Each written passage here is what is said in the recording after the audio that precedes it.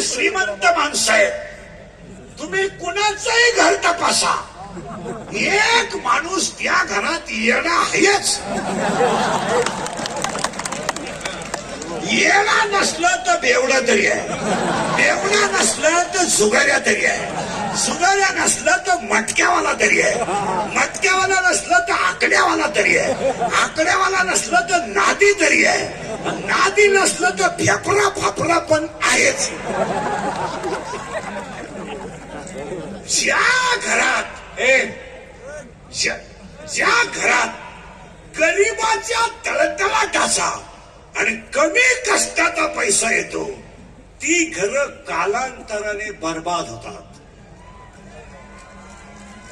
त्यांच्या घरात एक क्वालिटी अशी जन्माला येणार का अख्खी इस्टेट विकायला लावणार. आणि याचं